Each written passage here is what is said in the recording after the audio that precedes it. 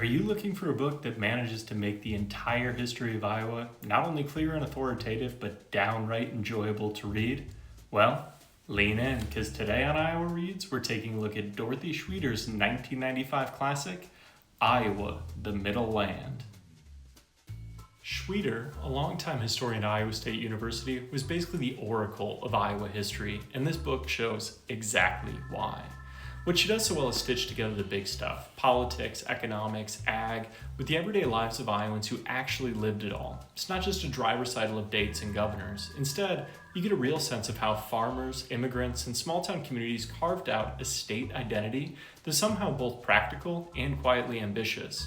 Her writing on agriculture is particularly striking. She doesn't just say, prairie became farmland and move on. She explains how tractors, markets, and odd ecological catastrophe transformed whole communities, all while making it readable enough that you don't feel like you've accidentally signed up for a graduate seminar. Just as importantly, Schwieder gives attention to the many immigrant groups who built Iowa's towns and traditions: Germans, Scandinavians, Dutch, and many more, reminding us that Iowa has always been a patchwork of cultures rather than a flat, monolithic expanse of cornfields. And her chapters on Iowa's political character are wonderfully insightful, tracing how a place with a reputation for moderation and civic duty has managed to play an outsized role in national politics.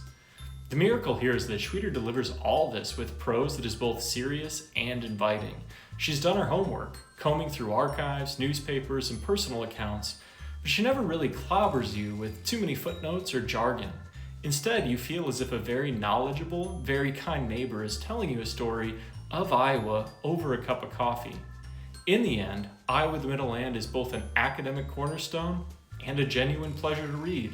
It captures the quirks, the hardships, the triumphs, and the sheer improbability of Iowa's journey, making it essential for anyone who wants to understand the heartland, and a reminder that even in a place where nothing much seems to happen, history is everywhere.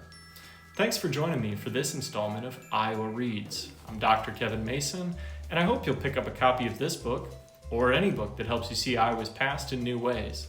The more we read, the more we learn about the land, the people, and the stories that shape our state. I'd love to hear from you. What Iowa books we should feature next? Drop your recommendations in the comments, and together we'll keep building this conversation about Iowa's history, one page at a time. Until next time, happy reading.